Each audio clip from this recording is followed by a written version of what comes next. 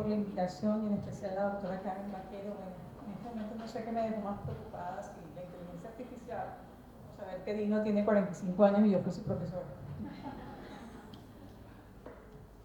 Entonces, hablamos del estatus epiléptico. No está saliendo al frente, bueno. Básicamente, existen dos tipos de definiciones, una que ya conocíamos todos, que es la definición de una crisis que dura más de 5 minutos.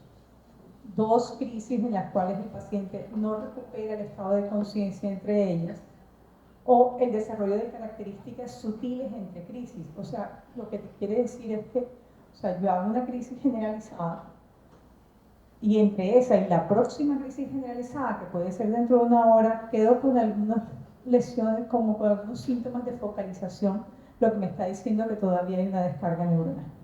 Sin embargo, la ILAE, que es la que realmente nos rige a nivel internacional en epilepsia, la Asociación Internacional de Epilepsia, ha definido o tratado de definir de otra forma el estatus epiléptico, teniendo en cuenta los cambios fisiopatológicos que se pueden presentar. ¿Cuáles son los cambios fisiopatológicos? La propuesta es que lo primero que ocurre, que es un tiempo 1, son los cambios o una condición resultante de cambios de despolarización en la neurona. Pero el tiempo 2 es que si esos cambios se perpetúan, ya tenemos un riesgo de muerte y de daño neuronal. Entonces, este es básicamente como la definición conceptual de la ILAE. El tiempo 1, ¿por qué? Porque aquí sí le damos tiempo y ponemos en riesgo o no al paciente. El tiempo 1 es el estatus de 5 minutos en el que aparentemente hay una actividad exagerada, pero podemos controlarla. Mientras que, y estamos hablando de diferentes crisis, fíjense que tónico-clónica, por eso está en negrilla, porque es como la más peligrosa, la que nos produce más cambios hemodinámicos y con la que tenemos que correr más. Mientras que el tiempo 2 es cuando ya la crisis me llega a durar hasta los 30 minutos, ya en los 30 minutos tengo riesgo de muerte y de daño neuronal y de tener consecuencias irreversibles. Los otros tipos de crisis, como son las focales, con alteración de la conciencia, son un tipo de crisis que no me va a generar tantos cambios hemodinámicos, ¿no? O sea, es un tipo de crisis en el que pues, yo puedo trabajar no más despacio, pero con un poquito más de tranquilidad, porque aquí si bien no tengo cambios hemodinámicos, si yo dejo que se perpetúe el estatus, también voy a tener daño neuronal.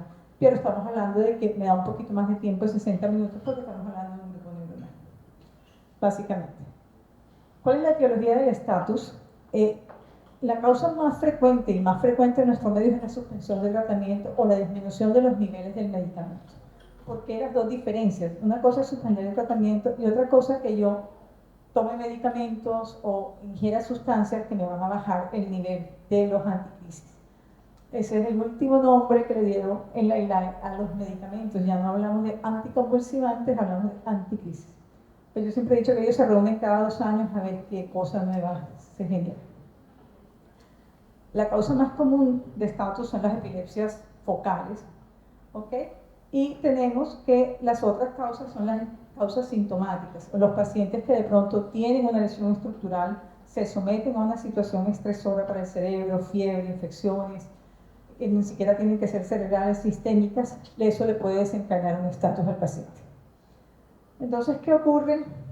Me tienen castigado ustedes porque aquí estoy perdida de visión. Vamos a ver si de pronto acá.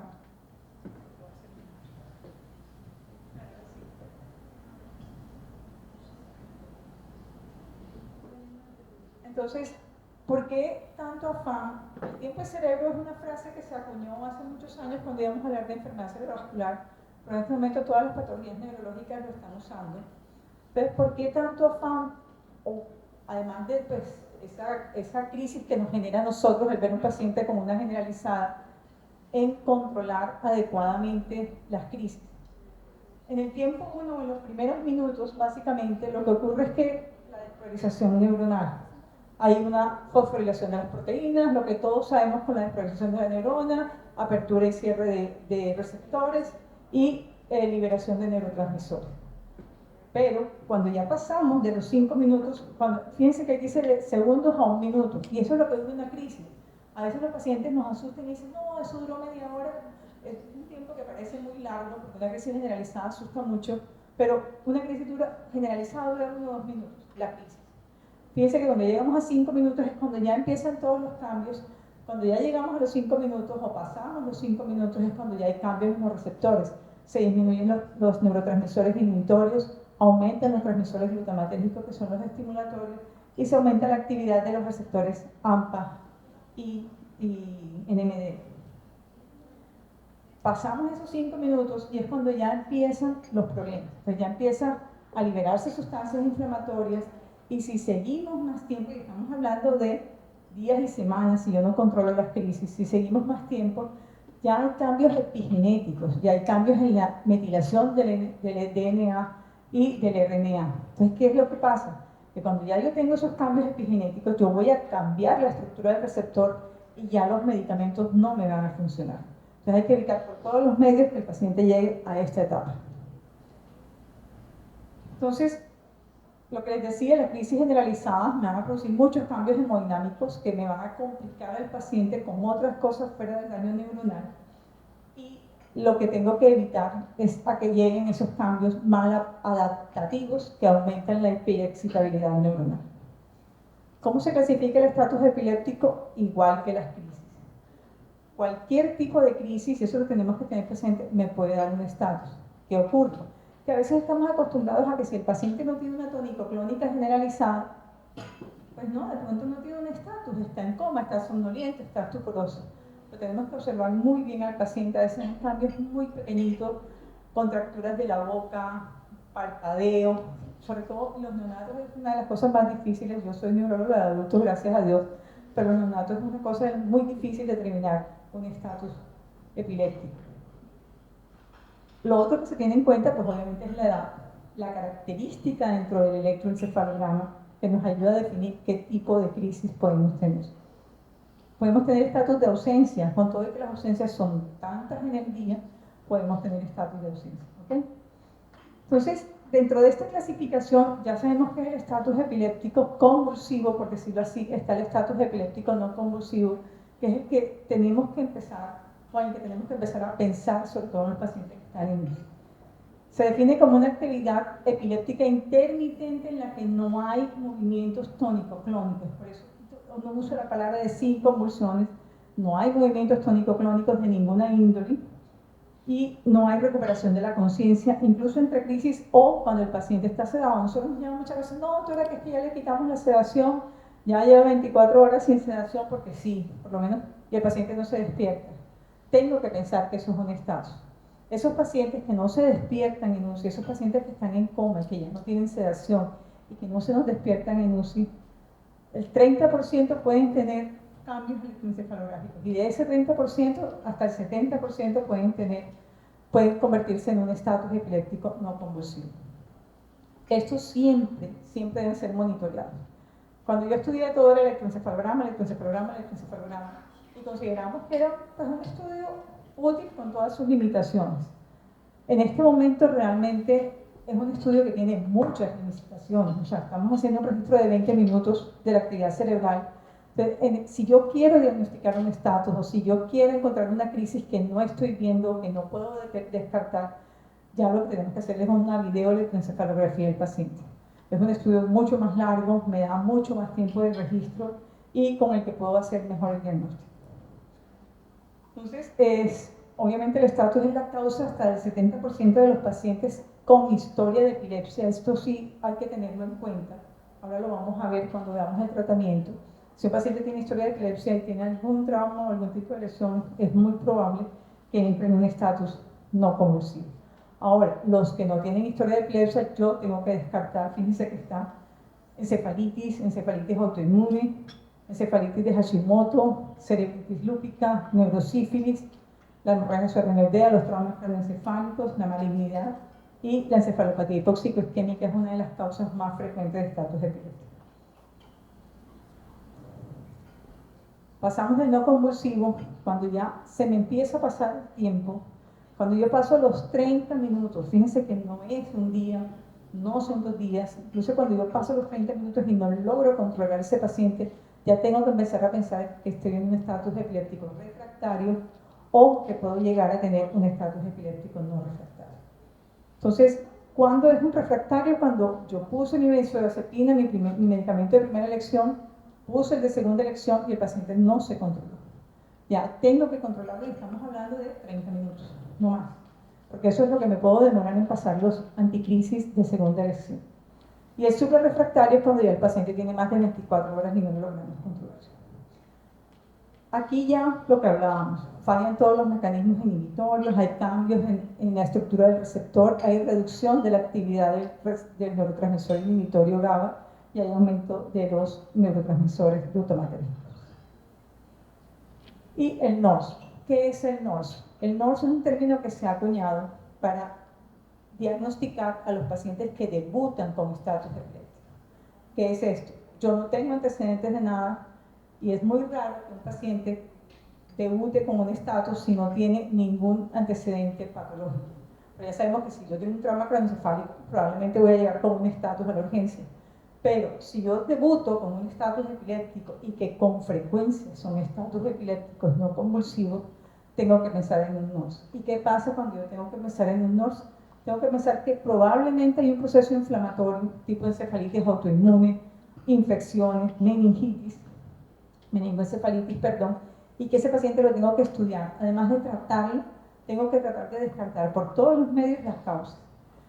Y en algún momento van a ver, cuando ustedes tengan una encefalitis autoinmune delante de ustedes, que es un estatus de muy difícil control, que tenemos que hacerle hasta ecografía abdominal, ecografía pélvica, porque muchos son crisis que se desencadenan por anticuerpos contra los receptores de NMDA en la neurona.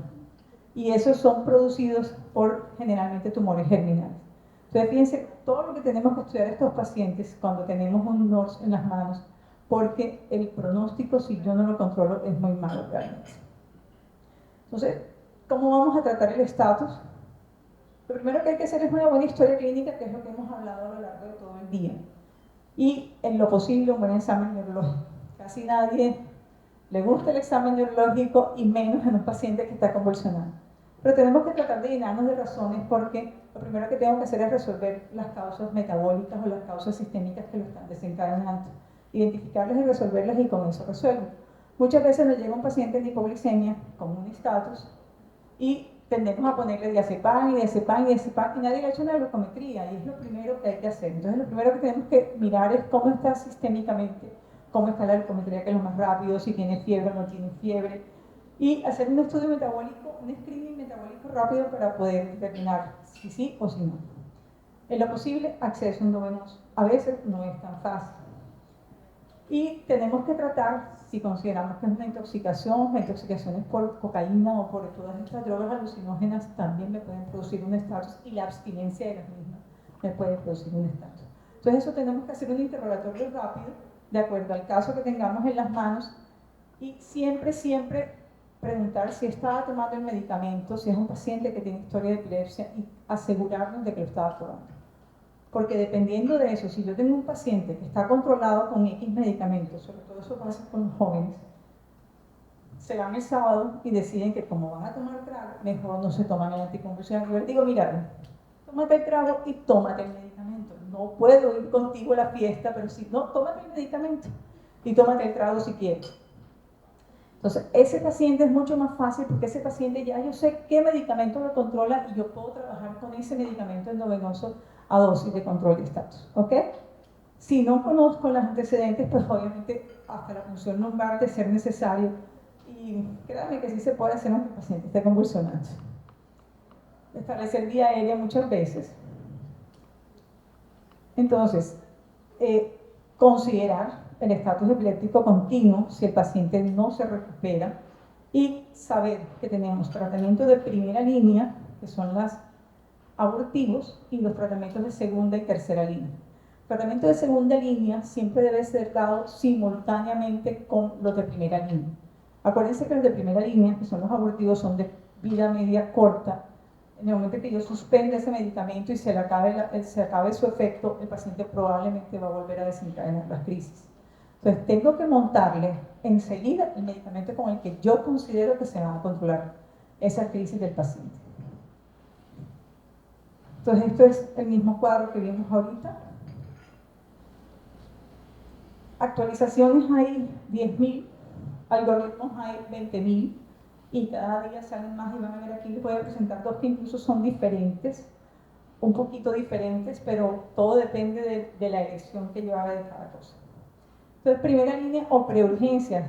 Qué chévere sería que los pacientes nuestros pudieran llamar a la ambulancia, el de la ambulancia llegara con el paramédico le ponga el midazolam IM o el diazepam intrarrectal. Eso se lo enseñamos mucho, se lo enseñan mucho a las mamás de los niños con epilepsia de difícil control, aplicar el diazepam intrarrectal cuando tienen muchas crisis en el niño. O el lorazepam o el clonazepam IB. ¿Qué es importante aquí? Siempre nos da susto, las benzodiazepinas nos dan miedo porque el paciente va a hacer paro, porque el paciente se va a poner en coma.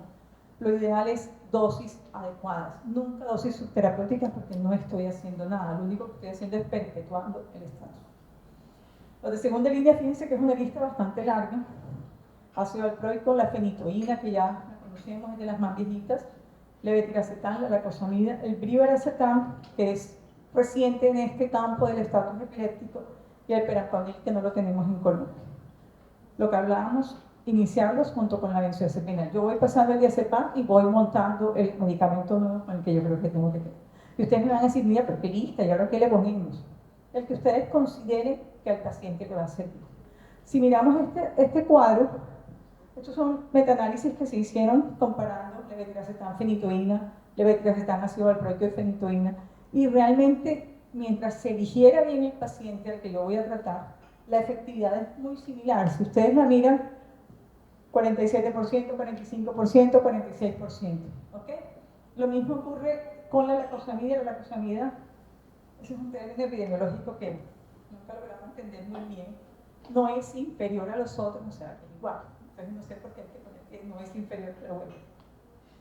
Lo mismo ocurre en los otros estudios, 50% con la fenitoína, 60% con la fenitoína y 50% de control de crisis con el levetiracetam.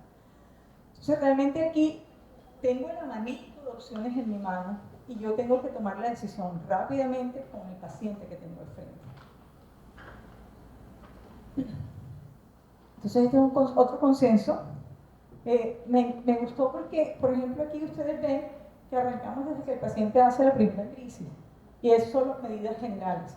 O sea, una de las cosas que tenemos que aprender es que yo a una crisis aislada no le tengo por qué poner benzodiazepinas. Yo pongo benzodiazepinas cuando el paciente tiene 5 minutos, que es la definición del estatus. Una crisis aislada solo tengo que esperar a que pase la crisis y monitorear al paciente, y observar a mi paciente y evaluar a mi paciente. Luego vienen, esto es tanto extrahospitalario como intrahospitalario, las benzodiazepinas y intramusculares. Ya el paciente, en algunas instituciones, si tenemos otras ambulancias súper medicalizadas, podemos montarle al paciente extrahospitalariamente el levetiracetam o el ácido valproico. Y hospitalariamente ya cualquiera de los que nosotros queramos, o si el paciente entra en un superrefractario, entrar en coma. Cada minuto de retraso, recuerden, en tomar nosotros una decisión adecuada y en poner la dosis adecuada es más lesión para el paciente. Volvemos a lo mismo, ¿qué benzodiazepina pongo, doctor? Yo en la residencia usé mucho clonazepam y me encantaba el clonazepam, no lo se consigue endovenoso en este momento. Pero volvemos a que el nivel de evidencia es muy similar. De pronto el que menos nivel de evidencia tiene es el clonazepam, pero recordemos que es un medicamento europeo. Y pues los que más hacen análisis son los gringos, entonces no hay muchos estudios apoyando esto, pero el lorazepam, el diazepam o el midazolam funcionan perfectamente. Lorazepam no hay aquí. Las enfermeras les van a decir eso qué es. El lorazepam se fue hace más de 30 años del país. Y ve, e incluso en este cuadro hablan del lorazepam oral, sin embargo la evidencia es 3B, que es bien bajita. Eficacia muy similar, el lorazepam es de pronto un poquito más eficaz que los demás, pero fíjense que no está muy lejos del clonazepam, entonces cualquiera de las benzodiazepinas que tengamos a mano y que usemos adecuadamente va a servir. Esto es de pronto un poquito más esquematizado. Inicialmente, antes de los 5 minutos, medidas generales, esperamos a ver si la crisis resuelve. Luego, entre 5 y 20 minutos es cuando empezamos a poner las benzodiazepinas e empezamos a poner las otras opciones de anticrisis que nosotros consideremos que pueden servir. Ya cuando el paciente pasa los 20 minutos y nosotros tenemos aquí, ¿por qué está este cuadro aquí? Porque aquí, entre los 20 y los 40 minutos por la fenitoína, por ejemplo, lo vamos a pasar en 30 minutos a una hora. Casi todos lo tenemos que pasar un poquito más despacio, pero podemos combinarlos, ¿no? Hay una asociación entre levetiracetam y la cosamida. Si yo pongo levetiracetam y no me funciona, adicionarlo con la cosamida tiene buenos resultados. Entonces los puedo mezclar ahí de pronto antes de decidir pasarme a los anestésicos. Entonces, la elección del anticrisis no benzodiazepínico viene determinada por el perfil de seguridad, que lo vamos a ver, y por los efectos secundarios y por la respuesta que yo quiero en ese paciente. ¿Ok? Pasamos a la segunda fase terapéutica. Esto es algo que pues yo siempre le digo a mis estudiantes cuando doy esta clase, o sea, esto lo tiene que manejar o tratar el médico general. O sea, si ustedes esperan a que el neurólogo venga a decirles cuál es la dosis del anticrisis que tienen que ponerle al paciente, olviden. Entonces, siempre les hago énfasis en que las dosis de los medicamentos que tenemos que poner en el estatus epiléptico, las dosis no las tenemos que saber, y no las tenemos que saber de memoria. Pues hay un truco que yo siempre les enseño a mis estudiantes: la fenitoína salió primero, el ácido valproico salió después, y por último el levetiracetam, que son los que más usamos. Entonces, 20, 40 y 60 miligramos por kilo cada uno. Entonces, ¿qué vamos a tener en cuenta cuando vamos a iniciar estos tratamientos? La fenitoína, por ejemplo, en los pacientes con una cardiopatía o con bloqueo, acuérdense que la fenitoína salió para tratar arritmias inicialmente. Me imagino que a alguien se le quitaron las crisis que tenía también y empezaron a utilizarlo como anticrisis. Entonces, en pacientes cardiópatas o en pacientes muy ancianos, mejor no usarlo en cardiópatas, y en los ancianos bajar la dosis realmente por su efecto cardiotóxico, por el perfil de seguridad que tiene. Produce irritación a nivel local. A veces los pacientes molestan mucho, cuando no están tan mal, molestan mucho con esto. El ácido valproico, y está indicado en crisis focales, en epilepsia focal. Si a mí me llega una epilepsia generalizada, primaria, y no estoy muy clara, niño, adolescente, mejor no le pongan fenitoína, porque empeora las crisis generalizadas. A esos les voy a poner ácido valproico. El ácido valproico tiene muy buen perfil para las generalizadas primarias o generalizadas de origen genético, pero por ejemplo en los pacientes con hepatopatías es preferible no darlo, o con coagulopatías. El levetiracetam es un medicamento que salió realmente como la octava maravilla. Oral tiene algunas cositas que a los psiquiatras no les gustan, pero endovenoso para manejar estatus. Y sin embargo, también tengo que tomar la decisión de que si ese es el paciente, el medicamento con el que yo lo voy a controlar y con el que lo voy a dejar, sí será el indicado para este paciente. Tiene la ventaja de que sirve para todo tipo de crisis o todo tipo de epilepsia, tanto para las focales como para las generalizadas. Sin embargo, hay que tener en cuenta que en los pacientes con insuficiencia renal hay que hacer un ajuste de la dosis. Casi siempre lo que hacemos es bajar la dosis a la mitad en los pacientes renales, porque este es de los poquitos que se elimina por riñón. La lacosamida es prima de la fenitoína, entonces también está indicado en epilepsias focales. Tiene la ventaja de que asociada con el levetiracetam me puede funcionar. La desventaja de que no es necesario asociarla ni con carbamazepina ni con fenitoína, porque lo que puede hacer es empeorar los efectos secundarios. El brivaracetam, ¿qué le pasa al brivaracetam? Realmente encontrar pacientes con estatus no es tan frecuente como encontrar pacientes con crisis o con epilepsia, y los estudios son pequeños, pero han tenido muy buenos resultados.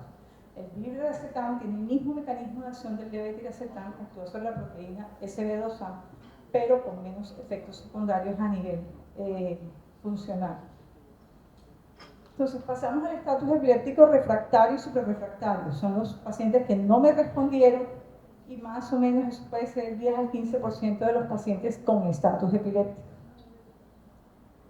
Siempre no piensen que voy a anestesiar al paciente bueno, ya se quedó quieto. No, si yo no le pongo el medicamento, si yo no cuadro el medicamento anticrisis, ese paciente apenas yo lo suelte va a volver a tener crisis.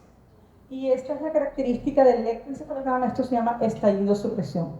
Estos pacientes siempre tienen que estar monitoreados y monitoreados es con la videoelectroencefalografía puesta, las horas que yo quiera, 24, 48 horas, así se priven los de la EPS. ¿Por qué? Porque es la única forma, inclusive en las instituciones que trabajan en clínica de epilepsia, hay neurólogos de turno para realizar las videos de los pacientes que están monitoreados 24, 48 horas, una semana. ¿Okay? Entonces, si yo no logro este patrón, no puedo decir que el paciente realmente está bloqueado, porque este es un patrón subcortical. Entonces, este es el famoso patrón estallido-supresión. Entonces, si el paciente no está en este patrón, el paciente no está bloqueado y está continuando la descarga. Ahora, esto le quita la crisis al paciente y le quita la crisis al médico. Pero yo inmediatamente tengo que estar monitoreando, montándole a ese paciente los crisis que yo considero. Importante esto, no vamos a durar con un paciente sedado, montado en anestésico, una semana, 3 días, un mes. Lo ideal es que en 48 horas yo logre resolver el problema. Por ejemplo, este es uno de los algoritmos que yo les dije, miren que aquí solamente estamos hablando de fenitoína, sí, ácido valproico y la fenitoína, ¿ok? Y ustedes me dirán, bueno, y los otros anticrisis, esto es un metaanálisis, y obviamente los metaanálisis, acuérdense que los artículos que incluyen en los metaanálisis también tienen criterios de inclusión y de exclusión. Y en este metaanálisis decidieron que trabajáramos con ácido valproico y fenitoína, pero lo trabajan especialmente porque resucitó a la ketamina. La ketamina era un medicamento que, pues en mi época, se le daba a los pacientes cuando vinieron a hacerle grado, porque podía permanecer el paciente sedado, pero en una conciencia específica. Y cuando vamos a utilizarlo en los estatus refractarios y refractarios, pues era como el palito feo, como que, no, pongamos propofol, pongamos tiopental, pongamos pentobarbital, y de último, bueno, si no mejoró la ketamina. Resulta que los estudios empezaron a darse cuenta que cuando ponían la ketamina, la respuesta era mucho mejor. O sea, hoy hay un estudio en el que con unos pacientes que se estaban controlando más o menos en un 6%, llegaron a mejorar hasta un 32% en el control de las crisis. Entonces, ella pasó de ser la última opción a ser la primera opción dentro de los medicamentos anticrisis en los estatus refractarios y suprarrefractarios. ¿Qué otra ventaja tiene? Que se asocia con una presión arterial estable, requisitos reducidos para vasopresores en el tiempo, que no es lo que ocurría con los otros medicamentos anestésicos, y no tuvo efecto sobre la presión intracraneal. El midazolam, ¿qué ventaja tiene el midazolam? Fíjense que el midazolam lo empezamos a usar desde que el paciente llega con su estatus hasta que estamos en el refractario. La ventaja que tiene el midazolam es que yo inclusive lo puedo combinar con cualquiera de los anestésicos. Es otra de las ventajas del midazolam porque tiene efecto antiepiléptico. El propofol lo utilizamos, una de las ventajas del propofol, por ejemplo, en los pacientes con estas crisis mioclónicas. No sé si han visto algún paciente con una encefalopatía hipoxicosistémica que hacen crisis mioclónicas, que uno medio se acerca al paciente, lo toca o le toma la presión y es una descarga de miocloninas que angustia a todo el mundo. Tiene muy buena respuesta en este tipo de crisis. Y la ventaja que tiene es que como tiene una vida media corta, uno puede despertar al paciente, evaluarlo y volverlo a trabajar de esa forma. ¿Qué ocurre con el propofol en el uso prolongado? Que produce falla renal, rhabdomiólisis, acidosis metabólica y puede llegar a producir falla cardíaca. Entonces, por eso no es recomendado a usos prolongados. Hay que monitorear todo esto, pasar más de 48 horas con el propofol. Siempre, siempre estos pacientes, no se nos debe olvidar el electroencefalograma continuo, detener la sedación cuando yo considero que el paciente está con la dosis adecuada y logro de pronto bajar al paciente del estadio de supresión y no encuentro descargas. Vuelvo otra vez de 24 a 48 horas. ¿Qué más le puedo hacer a ese paciente? Ya tiene 3 anticrisis, tiene los anestésicos. Está la dieta cetogénica. La dieta cetogénica salió como tratamiento para los niños con epilepsia de difícil control. En este momento es una de las indicaciones en los estatus refractarios pasarla por vía enteral. Y hay fórmulas específicas para eso. Y lo otro es la estimulación del nervio vago, que es un procedimiento quirúrgico, es como poner un estimulador del vago para que el vago funcione como inhibidor sobre las descargas epilépticas.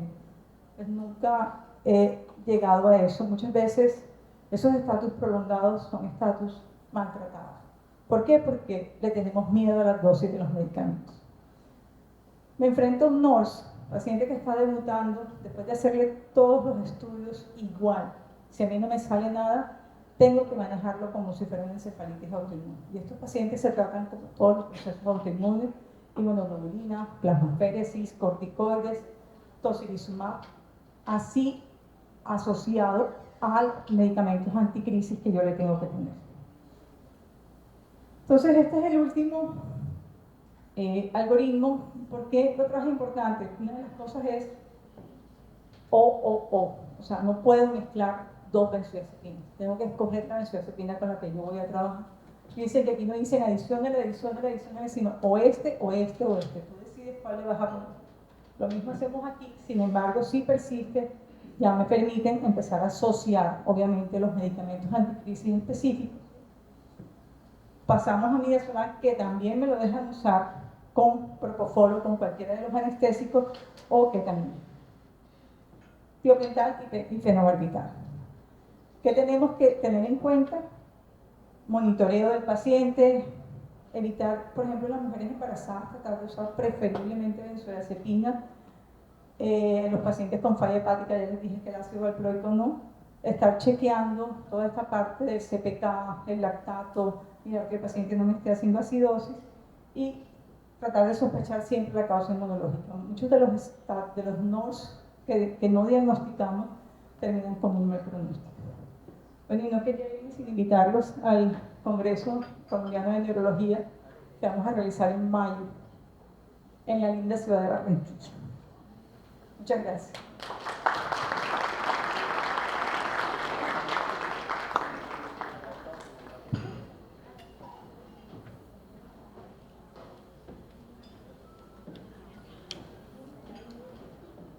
En este momento continuamos con la presentación de la doctora monitora hemodinámica neurológica. Bueno, muy buenas tardes a todos, buen provecho y muchas gracias por permitirme conversar con ustedes unos minutos sobre algo que de pronto algunos de ustedes estarán familiarizados, pero para otros puede ser completamente novedoso, que es hablar sobre la vigilancia hemodinámica completamente no invasiva. Ya me presentaron, estas son mis credenciales. ¿Sí? Quería por favor pedirle a los siguientes speakers que por favor nos demoremos un poquito menos porque estamos muy retrasados con los tiempos y estamos corridos además. Entonces hay otras personas que van a participar y tienen que irse también, ¿vale? Entonces muchas gracias. No, al contrario.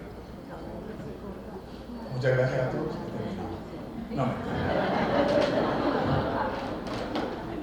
No, bueno. A ver, la idea es, primero, mis conflictos de intereses, aquí aparecen. Sin embargo, a lo largo de mi presentación van a ver una serie de códigos QR. Si ustedes los escanean, van a ir directamente a algunas de las referencias bibliográficas. Si ustedes escanean este código en particular, los va a llevar a mi información personal, es decir, les puede bajar mi correo electrónico, mi teléfono de contacto, mi cuenta bancaria, así que sin ningún problema pueden escanearlo. Mi esposa se lo agradece. Bien, quiero que partamos de un principio, y es que la hemodinamia ha cambiado, y ha cambiado, y por eso voy a centrarme en estos tres objetivos, en que conozcamos qué tanto ha cambiado, qué impacto está generando y sobre todo los estudios que se han realizado para su validación y sobre todo cómo nos llevamos esto del día a día de la práctica clínica. Y quiero comentárselos, quienes me conocen saben que yo me dedico en gran medida al cuidado crítico en el ámbito obstétrico.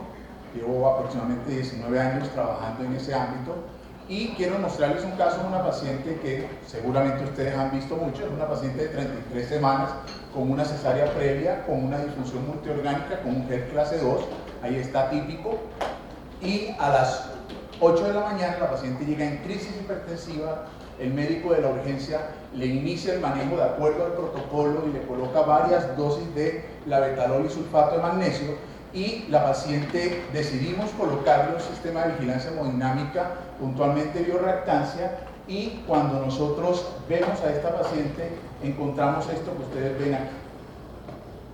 Digamos que para aquellos que no están familiarizados, acá abajo les puse lo que tiene la paciente. Tiene un gasto cardíaco severamente deprimido, con una resistencia periférica severamente aumentada, ¿ya? Y está en crisis hipertensiva. Es algo que uno no está acostumbrado a ver. Uno esperaría tener una paciente con esta hemodinamia severamente hipotensa o choqueada en un choque cardiogénico. Y no está en choque cardiogénico, aparentemente tienes una crisis hipertensiva. Entonces la pregunta que uno se hace aquí es, ¿qué tan grave es la situación? ¿Será muy grave? ¿Será que la hemodinamia identifica gravedad en una paciente como esta? La segunda pregunta que uno se haría es, ¿puede que esta condición pueda ser fatal? Es decir, la paciente pueda morir. Recuerden que en Colombia este es un estándar de calidad. Y finalmente, ¿por qué la paciente no ha mejorado con los antihipertensivos que el médico general le puso, si aparecen en la guía 3280 del Ministerio del 2018, que todo médico en urgencias debe hacer, y la paciente no mejoró? Entonces, eso es lo que yo quiero que ustedes comiencen a mirar, y es que ya hoy por hoy la vigilancia hemodinámica salió del cuidado intensivo y se comenzó a meter en espacios perioperatorios, y ahora también está siendo una de las propuestas para los servicios de urgencia. Y esa es la historia de la vigilancia hemodinámica.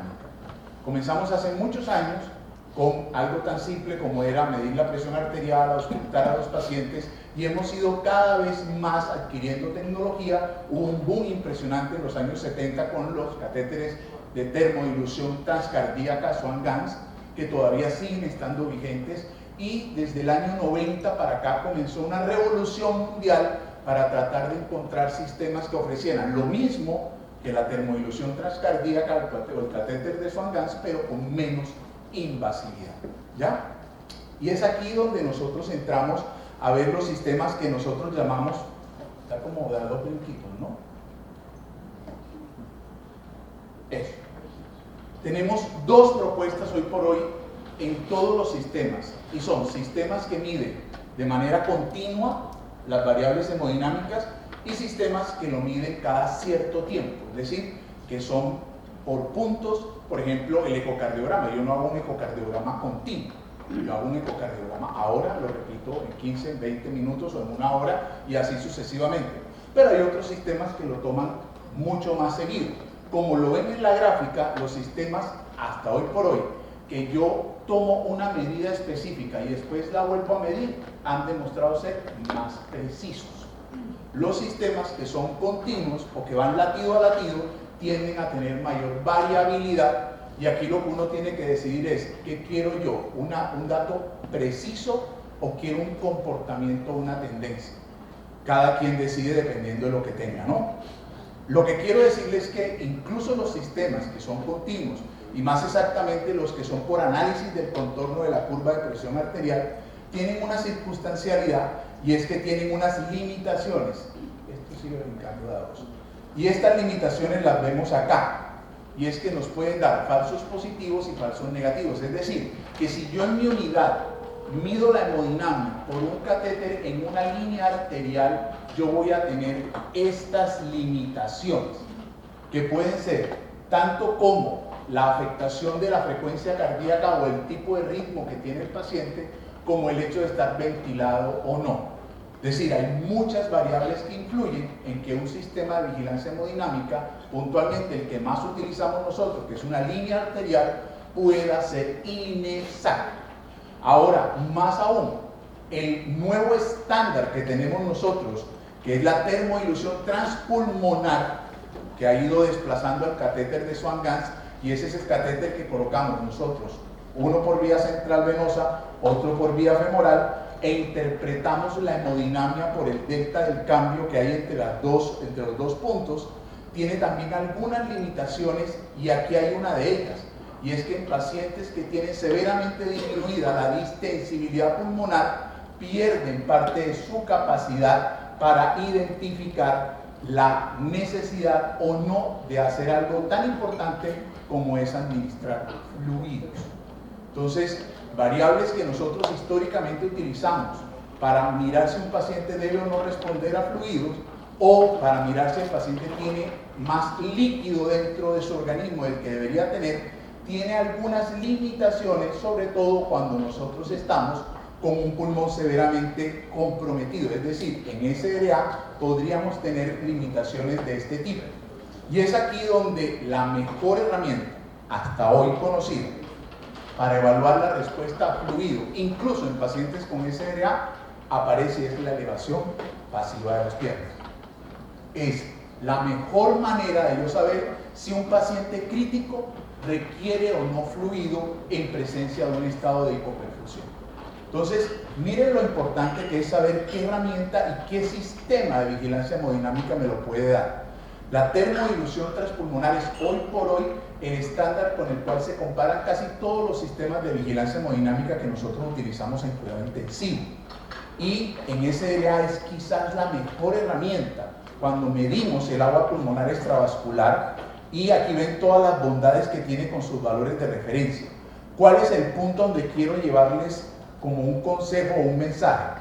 La termodilución transpulmonar tiene limitaciones cuando hay hipertensión pulmonar. Es decir, cuando yo tengo un paciente con tromboembolia pulmonar o hipertensión pulmonar de cualquier otra causa precapilar, yo voy a tener limitaciones en su interpretación. Entonces, hoy por hoy tenemos claro que es el estándar cuando tengo SRA, con limitaciones en algunas de las variables, sobre todo las que son continuas, y cuando hay hipertensión pulmonar asociada no es el método más preciso. Con esto lo que les quiero decir, y esta es una interesante publicación donde uno plantea cuáles serían las preguntas que yo debería hacerme para saber si yo le coloco un tipo de sistema hemodinámico u otro a una paciente. Y podemos empezar diciendo esto: ¿está ventilada o no está ventilada? ¿Está controlada o no está controlada? ¿Tiene ritmo sinusal o no lo tiene? ¿Cómo está programado el ventilador? ¿Tiene el tórax abierto o lo tiene cerrado? Miren la cantidad de preguntas que yo me tengo que hacer. Y ahí siguen más preguntas todavía. Entonces, cuando uno ve todo este sistema y después ve esto, que es la capacidad de ser generalizable, y es decir, que lo que le sirve a un paciente con EPOC, asumiendo la presentación que viene ahora, le va a servir igual a un paciente cardiópata o le va a servir también a una paciente embarazada o a un niño o un neonato. Esa capacidad de ser generalizable o validado hace que les tengo la respuesta. El sistema de vigilancia hemodinámica ideal no existe. Todos los sistemas de vigilancia hemodinámica tienen fortalezas y debilidades, y por eso me concentré en los dos estándares más altos que hemos tenido en la historia, como es el catéter de Swan-Ganz y el catéter de termodilución transpulmonar, que lo usamos todo el tiempo. Tenemos que reconocer en dónde están sus limitaciones. ¿Qué ha venido posicionándose a nivel mundial y en Colombia hace ya algunos años? Tecnologías como la bioreactancia, que de entrada quiero decirles es diferente a bioimpedancia. Quienes llevamos ya un ratico en cuidado intensivo y en urgencias, sabemos que durante un tiempo se habló mucho de la bioimpedancia, que era un sistema también no invasivo que tenía una gran limitación, y es, para no entrar en detalles de fórmulas, es que trabajaba con un cambio de amplitud, que dicho de otra manera es como funcionan los radiotransistores AM. Quien sintoniza un radio AM puede escucharlo en Burundi y escucha, pero no escucha bien. Los AM o las ondas AM llegan muy lejos, pero son susceptibles a mucho ruido y generan mucha interferencia. Las FM, por el contrario, tienen la ventaja de que son mucho más nítidas, porque al no depender de la amplitud, sino de la frecuencia, evitan que entre ruido entre una onda y otra, y por lo tanto, cosas que conocemos, como estas que ustedes ven aquí, no limitan la interpretación de la hemodinamia en este grupo de pacientes. Entonces, una de las grandes ventajas y la gran diferencia que tiene con el histórico, que era la bioimpedancia, es que la bioreactancia no se afecta ni por el edema del paciente, ni por la colocación de los electrodos. ¿Qué quiere decir? Esto que ustedes ven aquí, que se llama L, es la distancia que tiene que tener un electrodo del otro. Miren que lo tiene la bioimpedancia, pero no lo tiene la biorreactancia. Y quienes han visto unos catéteres o unos electrodos de biorreactancia colocados, pueden decir que hay pacientes que los tienen 2 adelante, 2 atrás, 3 adelante, 1 atrás. Es decir, no necesita tener una localización especial, simplemente hacer un cuadrado en el tórax, que puede ser anterior o posterior. Esa es una gran ventaja, sobre todo cuando hablamos de pacientes a los que tenemos que pronar, y en la pandemia fue impresionante, o pacientes que por alguna razón tenemos que llevar a cirugía, en donde tener catéteres en la parte anterior puede ser una limitante. Entonces, miren la diferencia. ¿Cómo traduce en una señal que interpretamos nosotros la biorreactancia? Literalmente lo que hace es que manda un impulso eléctrico que se traduce o se riega por el tórax y genera una resistencia entre el primer impulso y el segundo. Y eso se llama cambio de fase. Y ese cambio de fase, como lo ven aquí, va de unos electrodos que están arriba y se interpretan unos electrodos que van abajo. Y posteriormente se amplifica y aparece dibujado en un monitor, como el que van a ver allá afuera, 500 veces más rápido. Por eso hace que la posibilidad de interferencia sea mínima o casi nula. Ahora, ¿de qué depende la estimación del gasto cardíaco y las demás variables? De que se integra con el trazado electrocardiográfico. Entonces, no solamente es el impulso que envía a través de los sensores, sino también el acople que hace con el ritmo del paciente. Por esa razón, incluso en presencia de arritmias, no se afecta la interpretación del trazado ni de la hemodinámica, que esa es otra gran ventaja que tiene con los sistemas que son por análisis de la curva de presión o de la línea arterial. Entonces, para no enredarlos con esto, los cálculos finalmente aparecen acá, y eso nos permite a nosotros identificar latido a latido la hemodinamia de un paciente. Ahora, ¿cuál es el objetivo final cuando yo tengo un paciente con inestabilidad hemodinámica? Saber cómo lo voy a abordar. No solamente hacer el diagnóstico de qué tipo de choque tiene, sino cómo lo voy a reanimar. Lo voy a reanimar con fluido, lo voy a reanimar con vasopresores, y esa pregunta hoy por hoy cada vez es más importante en los escenarios de urgencias y lógicamente de cuidado intensivo. Biorreactancia tiene un sistema integrado, un software integrado que nos permite, ya sea por elevación pasiva de las piernas o por bolo de líquidos, hacer la estimación de si el paciente es o no respondedor. Y generalmente no tiene las dificultades que tiene, porque la elevación pasiva de las piernas hoy por hoy sobrepasa las limitaciones como la presencia de arritmias o si el paciente está ventilado o no. Ahora, ¿cuál es el punto interesante? Que hay unos datos que arroja el monitoreo por Starlink que se llaman hemodinamia convencional. ¿Y por qué se llama hemodinamia convencional? Porque básicamente nos muestra lo que otros sistemas también muestran. Es decir, estos datos que ustedes ven allí los van a encontrar en otros sistemas de vigilancia hemodinámica, con la diferencia de que es no invasivo. Solo son electrodos, no tengo que colocar ningún tipo de catéter o algo parecido. Ahora, ¿qué otras imágenes me da? Me da imágenes de interpretación de la curva de Frank-Starling para saber en dónde se encuentra mi paciente después de un reto.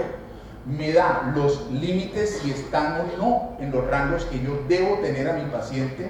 Me da la tendencia de lo que me va marcando, y esto generalmente con un intervalo de 8 segundos para cada una de las mediciones. Y eso tiene una importancia muy grande cuando nosotros estamos hablando de precisión al momento de evaluar un sistema de vigilancia hemodinámica. Ahora, hay otra parte, y esto es bien interesante para los grupos de nefrología, de medicina interna, que es la hemodinamia no convencional. Y básicamente lo que hace es evaluar los contenidos de fluido y adicionalmente otras variables que, por ejemplo, para la parte de abordaje de la falla cardíaca cada vez son más relevantes, como el poder cardíaco indexado que es una variable que cada vez nosotros estamos cuestionándonos más, porque no solamente es mirar la fuerza de contracción, sino la relación que tiene la presión arterial media con la frecuencia cardíaca y el gasto. Entonces, todas estas variables que se llaman no convencionales también las encontramos en el sistema de biorreactancia. Entonces, si yo estoy ubicado en urgencias, yo puedo lograr con un sistema como este un diagnóstico inicial, y lo más interesante es que yo puedo anticiparme sin tener que invadir al paciente en la identificación del tipo de choque y de las alternativas terapéuticas que le puedo hacer. Pero si tengo que llevarlo a quirófano, no pasa nada, porque es un sistema transportable, es un sistema que no requiere de invasión, y por lo tanto, en el escenario perioperatorio, ahorita lo vamos a ver, cada vez más, no sé si hay anestesiólogos en la sala, ¿ok? Cada vez más en los escenarios de cirugía estamos tratando de guiar la reanimación, ya sea con líquidos o con vasopresores, mirando u optimizando el volumen sistólico más que la presión arterial.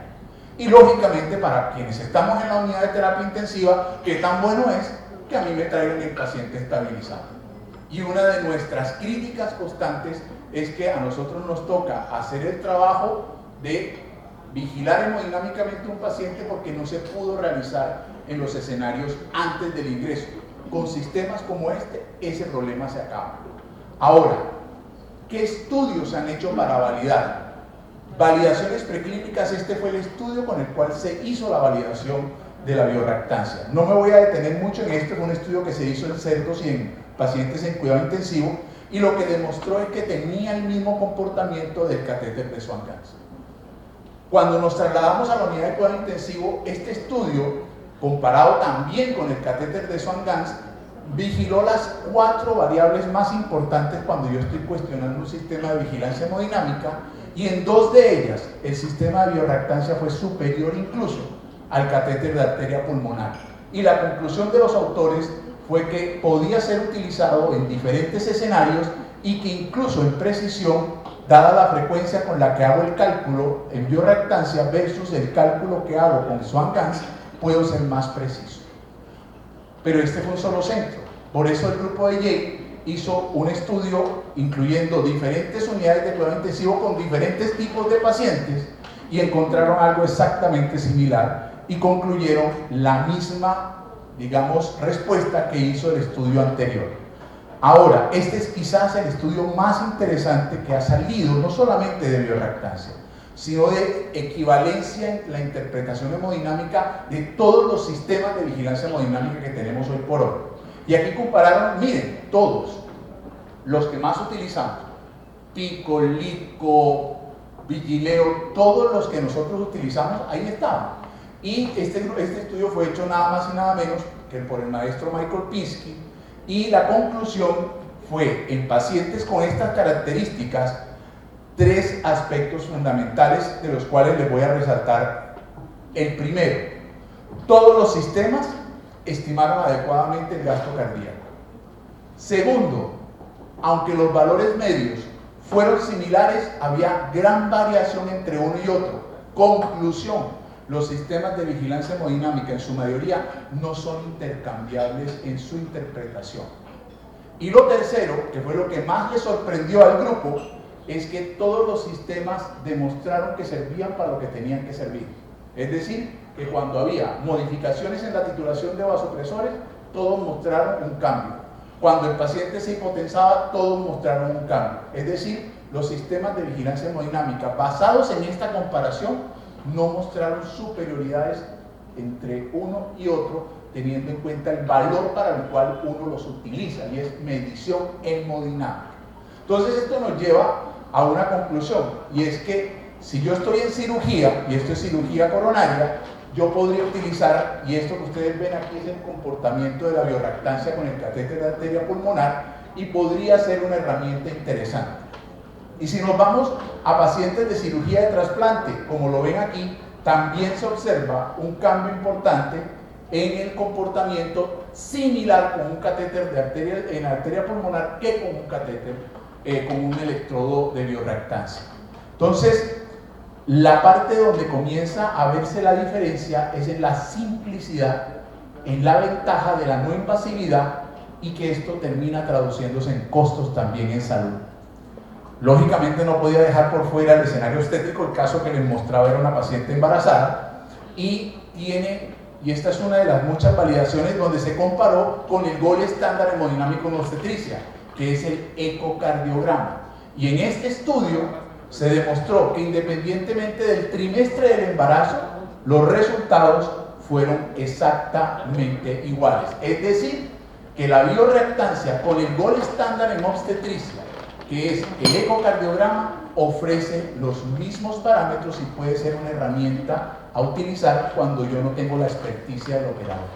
Entonces yo quiero que nos hagamos una pregunta, y es: ¿cuántos de los que estamos aquí somos capaces, no cualitativa, sino cuantitativamente, de medir el gasto cardíaco por ecocardiografía?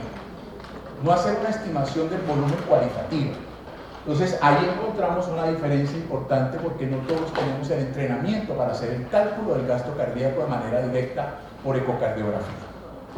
Este fue un estudio que publicamos recientemente en diciembre del año pasado, en donde demostramos que en pacientes que ingresan a cuidado intensivo en crisis hipertensiva derivadas de un trastorno hipertensivo del embarazo, la presencia de una alteración como la que vieron, gasto cardíaco bajo con resistencias periféricas elevadas, estaba asociado a resistencia a los antihipertensivos convencionales.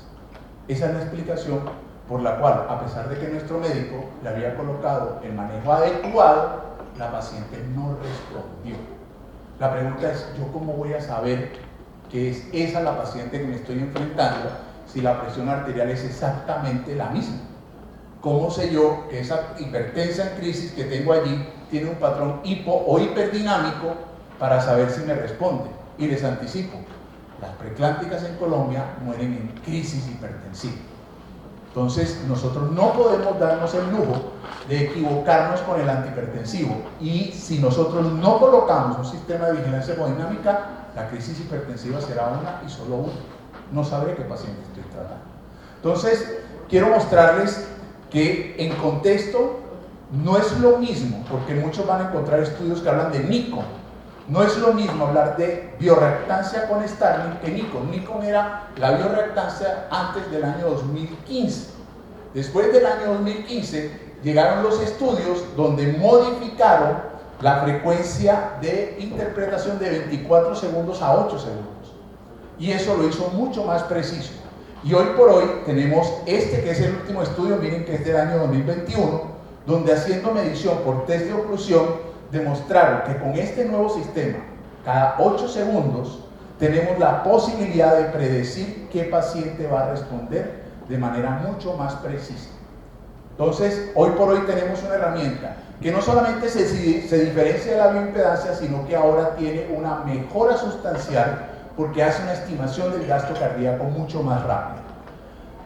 Entrando ya en la fase final, para finalizar, quiero mostrarles, las validaciones que tenemos en el escenario más temido por nosotros en cuidado intensivo, que es el paciente séptico. Y todos estamos en compliance con esto, de que si yo tengo un paciente con alteración de la perfusión, mi primera pregunta es: ¿requiere vasopresor o requiere líquidos? Y cuando nosotros hablamos de las campañas de sobreviviendo a la sepsis, nos dicen al comienzo: usted arranque con líquidos, ¿ya? Es más, nos decían que colocáramos 30 cc por kilo, pero 30 cc por kilo no le queda igual a todo el mundo, y hoy por hoy yo tengo que saber a quién le queda perfecto o quién de pronto queda como este señor. No soy yo. Aquí lo importante es que hay clinical trials donde se haya demostrado que guiar la hemodinamia por sistemas no invasivos en un paciente séptico podría impactar en los desenlaces. Este estudio que salió publicado en CHEST, que se llama el FRESH Trial, lo que hizo fue literalmente eso: pacientes que llegaban con sepsis a urgencias, con hipotensión o no, pero eran definidos como sepsis, incluso que uno de los requisitos era que ya estaban planificados para ingresar a cuidado intensivo, o sea, era el grupo más complicado, y ellos lo dividieron en 2 grupos, uno donde las decisiones se iban a hacer basadas en la interpretación hemodinámica y el otro era el manejo usual. Y lo que encontraron fue un grupo por manejo usual, el otro por decisiones basadas en biorreactancia, y aquí está el protocolo. Y básicamente el protocolo por biorreactancia lo que decía era lo siguiente: está hipotenso, listo. Usted haga la elevación pasiva de las piernas. La elevación pasiva de las piernas le dice que tiene más del 10% de un cambio en el volumen sistólico, es decir, está en este grupo, a ese grupo de pacientes, entonces colóquele líquidos. Pero si por el contrario usted viene y le hace la prueba y le da menos del 10%, entonces usted no le pone líquidos y le inicia vasopresor. Así de simple. Y haciendo esta estrategia demostraron que hubo menor progresión a lesión renal, hubo menor tiempo en ventilación mecánica y menor tiempo en estancia hospitalaria. Entonces, tomar decisiones basadas en el comportamiento del volumen sistólico definitivamente impacta en los desenlaces. Ahora, nosotros hoy por hoy en Colombia estamos promoviendo cada vez más la donación como una estrategia de país. Y como los que estamos en cuidado intensivo nos toca preservar ese donante mientras es llevado, es muy complejo porque la gran mayoría están inestables hemodinámicamente.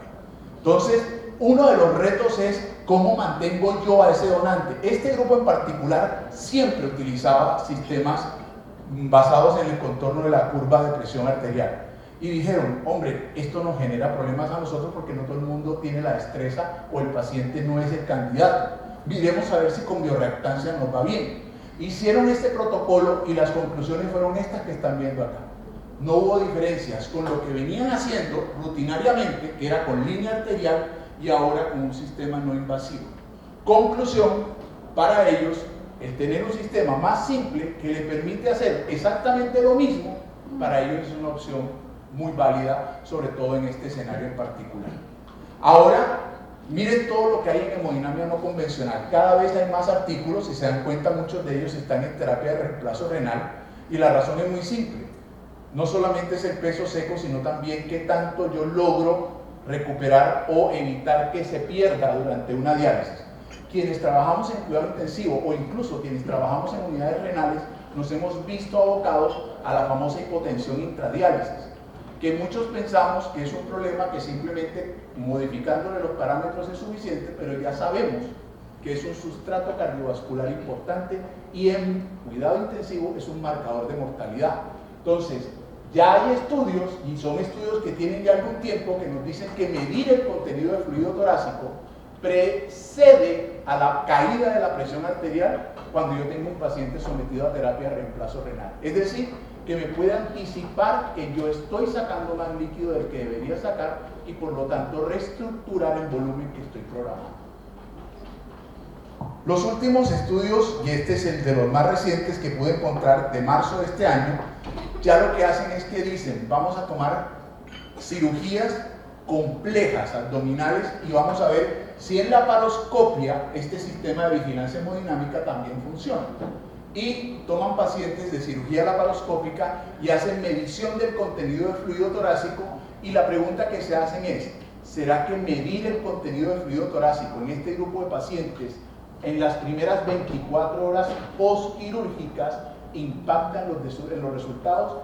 Y el resultado fue que la presencia de un aumento del contenido de fluido intratorácico medido por biorreactancia estuvo asociado a dos condiciones: la presencia de atelectasia significativa clínicamente y la segunda, mayor aparición de líneas B o compromiso pulmonar en la evaluación ultrasonográfica. Entonces, hoy por hoy tenemos una herramienta que nos permite identificar también potenciales complicaciones postquirúrgicas. No quiero terminar sin mostrarles lo que pasó con nuestra paciente. No sé si recordarán los datos. Aquí había 7.750 y aquí estábamos en 1.7, y lo único que hicimos nosotros fue decirle al médico general, doctor, no le siga poniendo más la betalol, no le va a funcionar. Hicimos un switch a la paciente, le colocamos no solamente nitroprusiato, sino que una paciente que estaba en crisis hipertensiva, le colocamos dobutamina y logramos pasar a la paciente de esta hemodinamia a esta hemodinamia que ustedes ven aquí, que es absolutamente opuesta a la hemodinamia con la que llegó la paciente. Y esto en un término de 4 horas logramos a la paciente llevarla a este punto, llevarla a cesárea sin que sucediera ninguna complicación para ella ni para su bebé. Entonces, quiero ser muy claro de que la biorractancia es una herramienta muy útil hoy por hoy, pero no es para todo. Aquí están los escenarios donde no hay evidencia de su utilidad, porque no se han hecho estudios en pacientes con resección previa de volumen pulmonar, pacientes que tengan patologías congénitas cardíacas complejas, ni pacientes que tengan ortopatías, ya sea postquirúrgicas o ortopatías graves. En esos escenarios no tenemos claro si este tipo de estrategia pudiese ser de utilidad. Entonces tenemos que saber, como lo dijimos al comienzo, nosotros tenemos que saber que los sistemas de vigilancia hemodinámica son buenos, pero no hay ninguno perfecto. Todos tienen limitaciones y la biorractancia también la tiene. Segundo punto clave es que la biorractancia no es lo mismo que la bioimpedancia, funciona de manera completamente distinta, pero tienen un nombre muy similar y un principio que en comienzo era el mismo. Sin embargo, la evidencia que tenemos hasta ahora no solamente la posiciona como una buena alternativa y equiparable al mismo nivel de los sistemas que todos los días utilizamos en cuidado intensivo, sino que también tiene el potencial, y lo vivimos en la pandemia por COVID-19, que al no ser invasivo, al permitirnos ser muy maleables en el manejo del paciente y desde el punto de vista de costo ser una opción potencialmente más económica, ser una opción para todos nosotros. Quiero darle las gracias por el espacio y lógicamente quedo abierto a cualquier inquietud. Muchas gracias.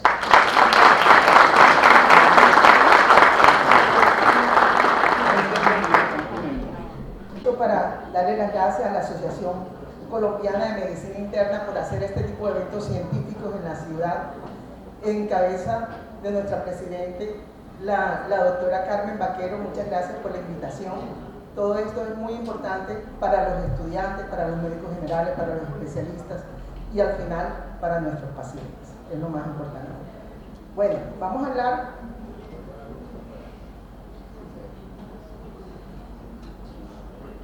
sobre la cardiopatía isquémica.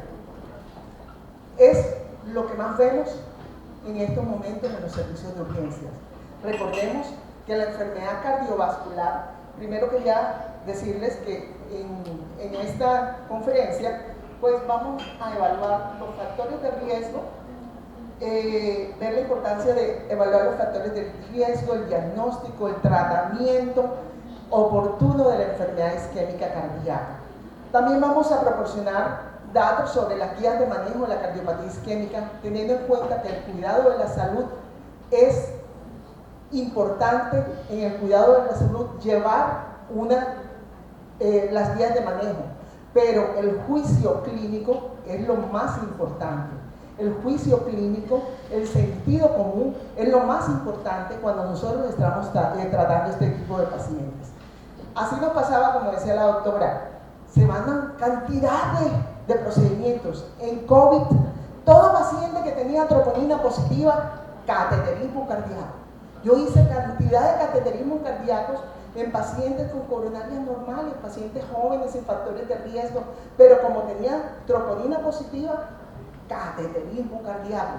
Entonces hay que tener el sentido común, es el proceso infeccioso el que está elevando la troponina y no es un síndrome coronario agudo. O sea, el paciente sin ningún síntoma desde el punto de vista cardiovascular, sino el síntoma respiratorio de su infección por COVID y troponina positiva, entonces cateterismo cardíaco. Entonces el buen juicio es fundamental, el sentido común en todo este tipo de pacientes. Es de todos conocidos que la enfermedad coronaria es de las principales causas de mortalidad, es la principal causa de mortalidad del mundo. En Estados Unidos cuesta billones de dólares.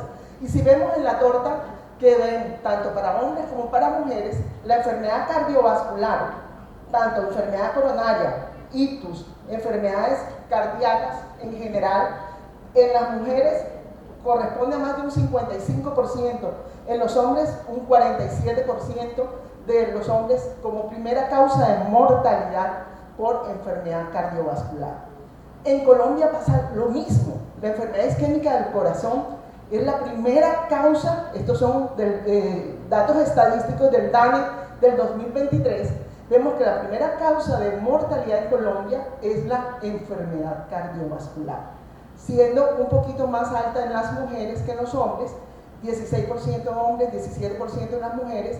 La enfermedad cerebrovascular, si la unimos, es la segunda causa de mortalidad en Colombia, y si unimos esas dos causas como enfermedad cardiovascular global, encontramos que equivale al 23% de los hombres, 25% de las mujeres con enfermedad cardiovascular. Cuando hablamos de cardiopatía isquémica, tenemos que recordar los pacientes que nos llegan al servicio de urgencias con un síndrome coronario agudo. Y esto ustedes saben mucho del síndrome coronario agudo, que hay un desbalance entre la demanda, la oferta y la demanda de oxígeno, ya sea por una placa de aterosclerosis que está allí dentro de la luz vascular, o ya sea por una placa de aterosclerosis que se fracturó abruptamente y se produjo un trombo. Cuando el trombo ocluye parcialmente la luz, vamos a ver un tipo de síndrome coronario, y cuando el trombo ocluye totalmente la luz, vamos a ver otro tipo de síndrome coronario, que es el síndrome coronario con elevación del segmento ST. Entonces así vamos a definir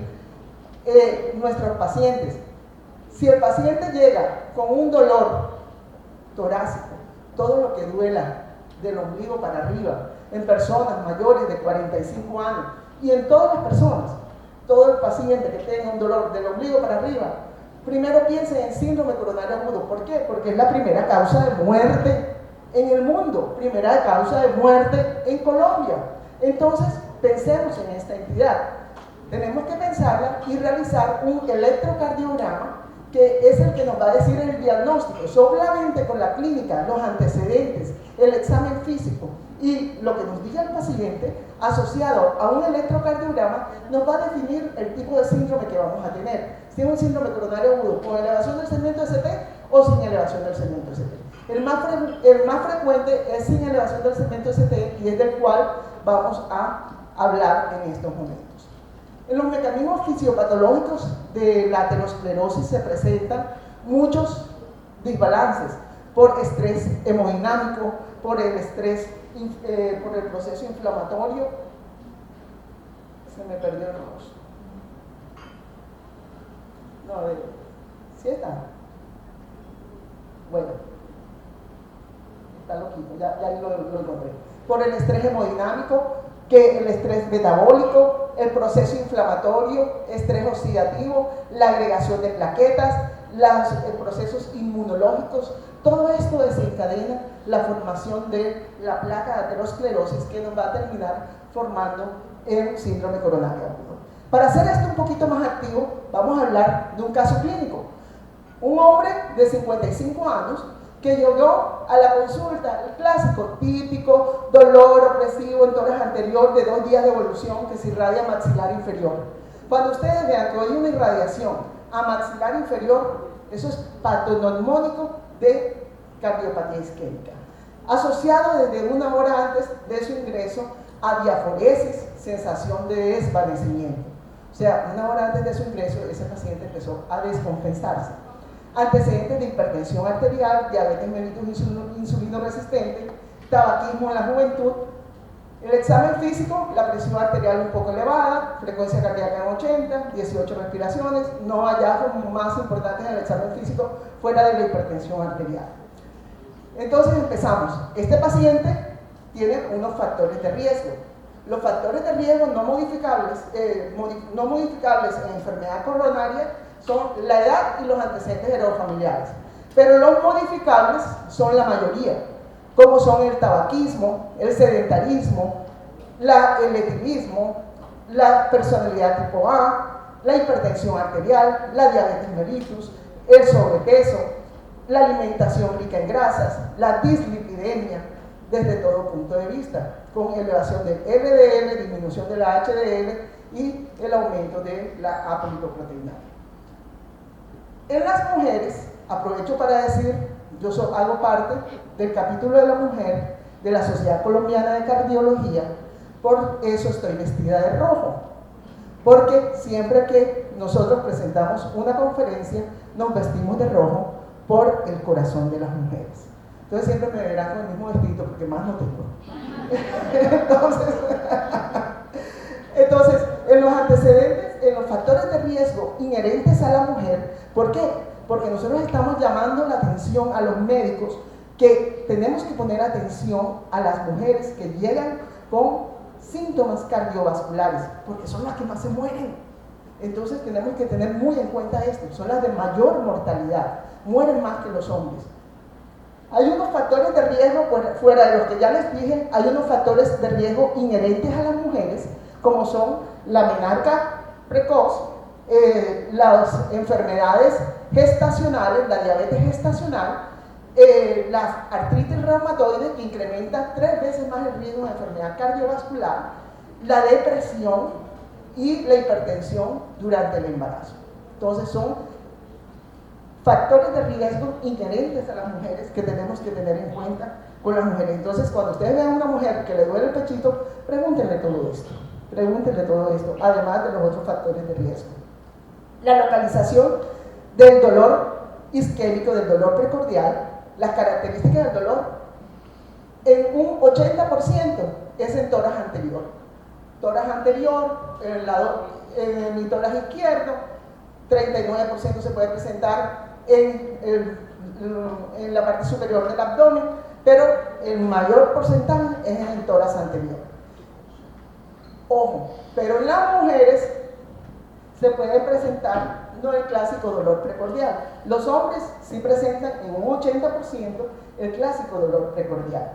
Las mujeres presentamos una fatiga inusual, una debilidad, un no sé qué, no sé dónde, una molestia, un malestar, un desvanecimiento, diaforesis, ansiedad y puede estar presentando un síndrome coronario agudo. Entonces, pongamos la atención a estas mujeres de acuerdo a los factores de riesgo. Entonces, en la historia clínica está todo, en que vamos a poner la atención de acuerdo a los factores de riesgo. Cuando nosotros evaluamos el dolor, el panel de expertos en 2022, el panel de expertos, el consenso es, si el paciente tiene un síndrome coronario agudo, síntomas de síndrome coronario agudo, hay que realizar un electrocardiograma de 12 derivaciones en los primeros 10 minutos. Y no solamente realizarlo, porque pasa hasta en las mejores familias. Nos ha pasado a nosotros en el instituto, que realizan los electrocardiogramas en los primeros 10 minutos las enfermeras y el médico no lo lee sino una hora después. Entonces, médicos, doctores, por favor, el electrocardiograma en los pacientes se debe leer e interpretar inmediatamente. Es nada más pasar rapidito. Y ahorita yo les voy a decir cómo se lee un electrocardiograma rapidito, hasta el portero lo debe saber. Todas las ondas que suben y bajan a un mismo nivel. Y ya, no hay que saber más nada. Con eso sabemos si hay supradesnivel del ST o infradesnivel del cemento ST. Y ya, después ya siguen los estudios.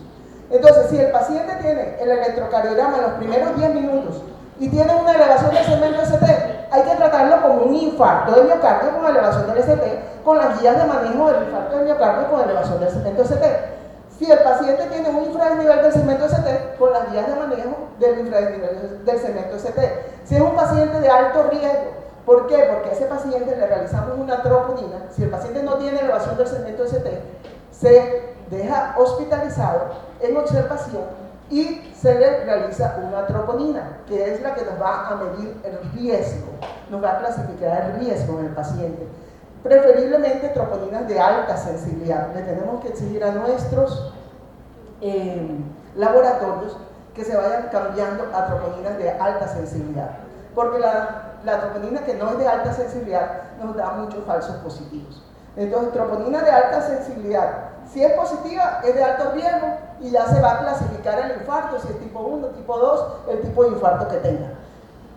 Si es de bajo riesgo, es decir, la troponina es negativa, no tiene factores de riesgo, después de repetir otra vez la troponina, nos sale negativo, hombre, ese paciente se puede ir ambulatorio, pero no ir y ya, usted está bien, está normal, no, ir a cita ambulatoria con medicina interna para continuar un seguimiento y realizar otros estudios concomitantes. El problema está en el grupo de riesgo intermedio, que tiene una troponina de alta sensibilidad intermedia, que ahí está, que elevó un poquito y que tiene factores de riesgo intermedio.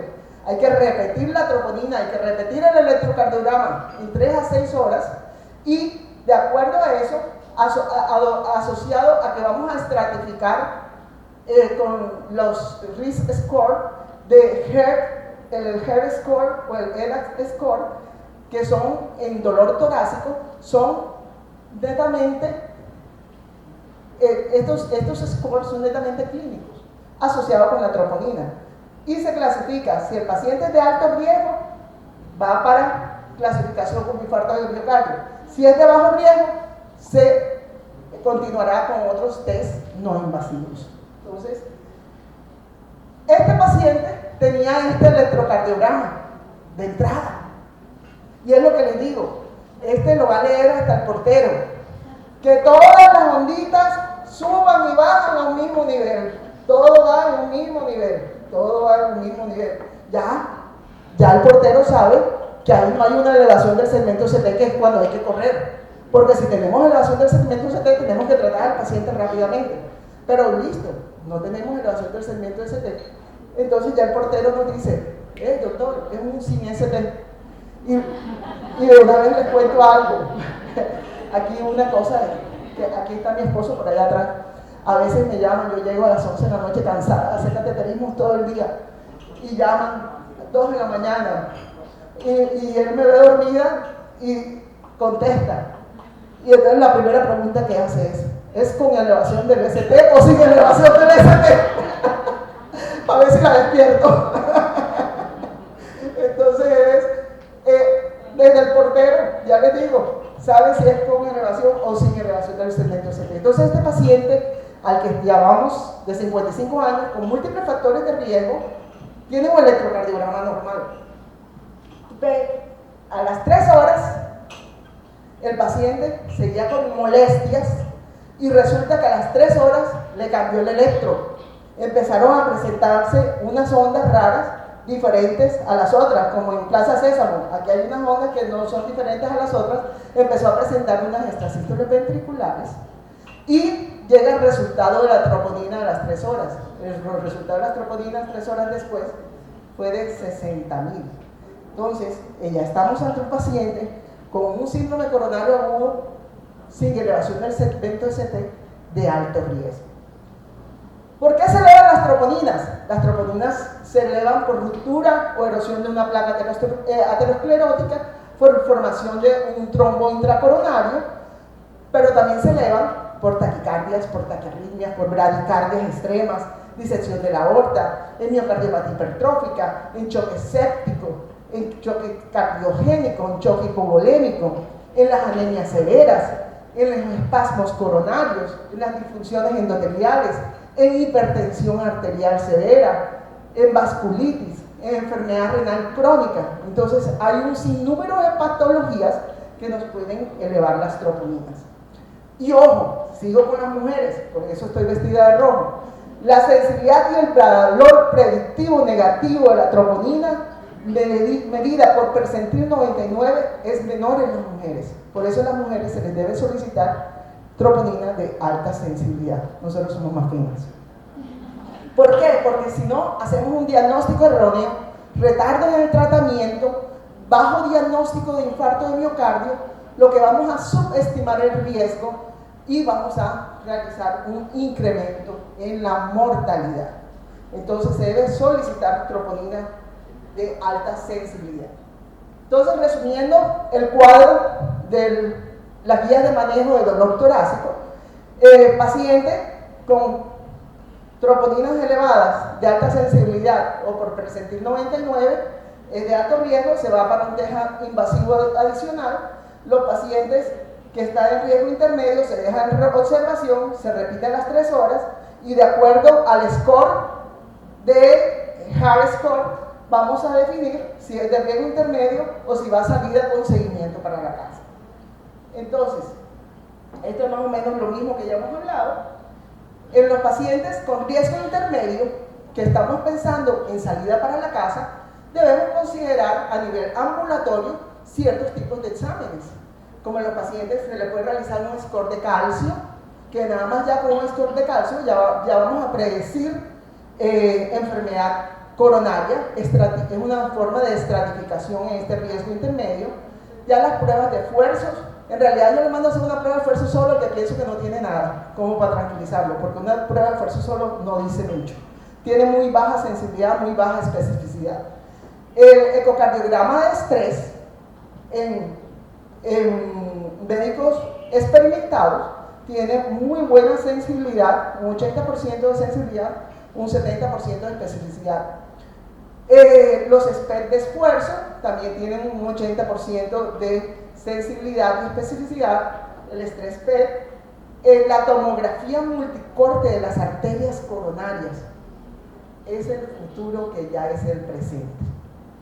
Entonces, dentro de poco no me van a ver a mí haciendo cateterismos cardíacos diagnósticos. Lo que más se va a realizar son tomografías coronarias diagnósticas. Y eso es lo importante, para que ya vayamos nosotros a hacer el tratamiento como tal de la angioplastia coronaria. Entonces, las tomografías multicortes son muy importantes en este paciente con riesgo intermedio, con una sensibilidad y una especificidad bastante alta. Este paciente, en el Harris Score, vemos que en el Harris Score, ¿qué vemos? La H de historia, la E de electrocardiograma, la A de age, de edad del paciente, la R de factores de riesgo y la T de troponina. Entonces, de acuerdo a eso ustedes lo consiguen en Google, el Harris Score, y vemos que en este paciente tenía un Harris Score altísimo. El que tiene menos de 0 a 3 es de bajo riesgo, y si tiene más de 4 ya es de alto riesgo. Entonces, nuestro paciente tenía diabetes, tabaquismo, hipertensión arterial. Ya una historia clínica, por historia clínica el dolor era muy característico. 2, el electrocardiograma, tuvo cambios en el electrocardiograma, al inicial no, pero después sí tuvo cambios con arritmias cardíacas. 1, la edad estaba en 55 años, factores de riesgo, tenía 3 factores de riesgo, 2, y troponina elevada, 2.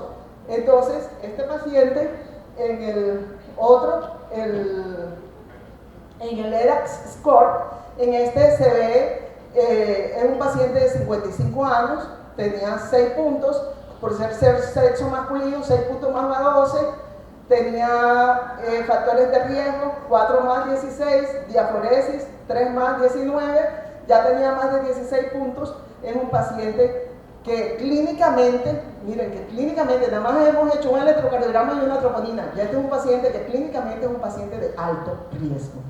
Entonces, este paciente de alto riesgo es importante que este grupo de pacientes los llevemos a una estrategia invasiva temprana. Esto es para recordarle que debemos hacer el electrocardiograma en los primeros 10 minutos. La estrategia invasiva temprana, para llevarlo a un tratamiento, este paciente encontramos esta lesión severa, crítica, en la arteria coronaria derecha.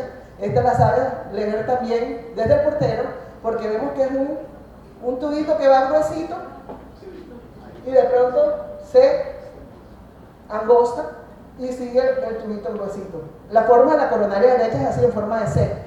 Ahí vamos a ver la lesión más ampliada.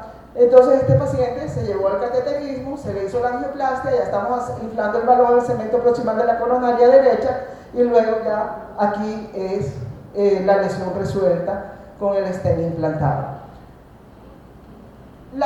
Pero hasta ahí no vamos a llegar, hay que seguir. La terapia farmacológica es importantísima. El ácido acetilsalicílico, que se lo hemos debido dar en urgencias, 300 miligramos y seguimos con 75 100 miligramos, eso lo saben todos ustedes más que yo.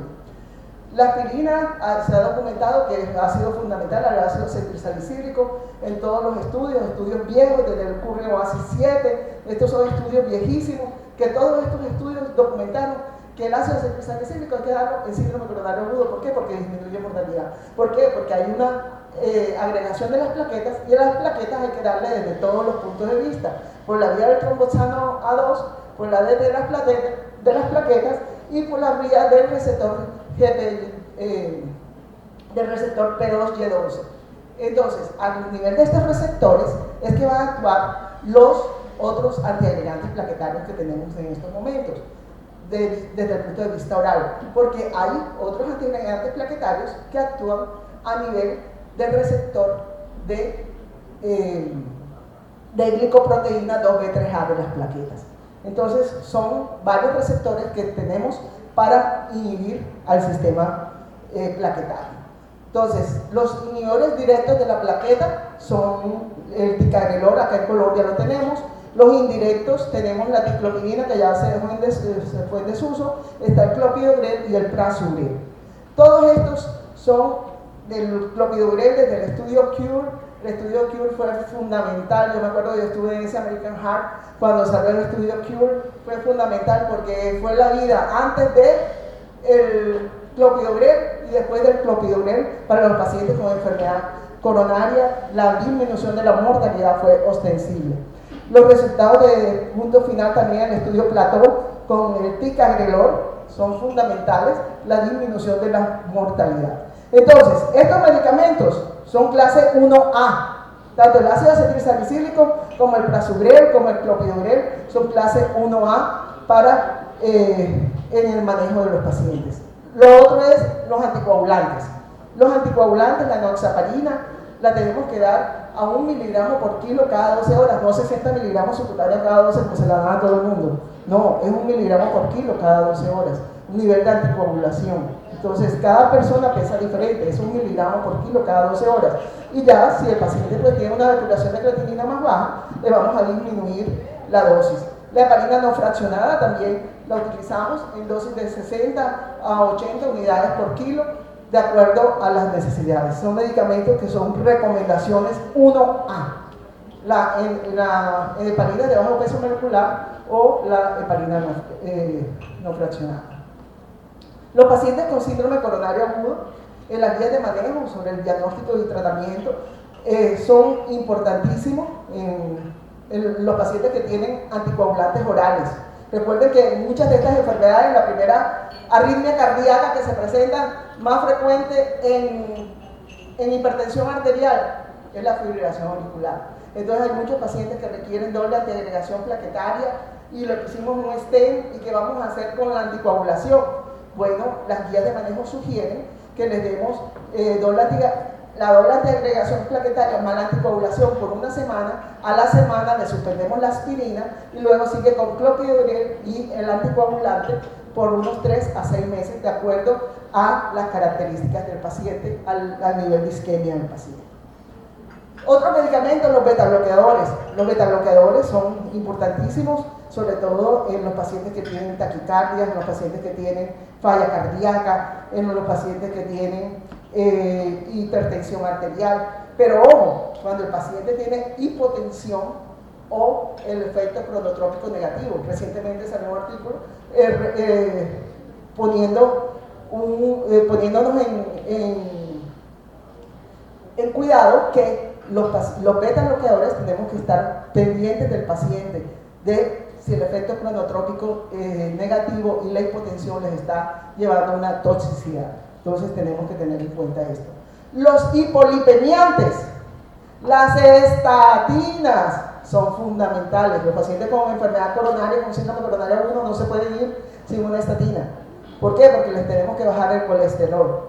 Los efectos pleiotrópicos de la estatina, el estabilizador de la placa, prevención de trombosis, disminución del tromboxano 2, disminución de aterosclerosis, disminución del LDL, sus efectos pleiotrópicos en la inflamación y que abre la arteria vasodilatadora, aumenta el óxido nítrico. Entonces, las estatinas son fundamentales en este tipo de pacientes.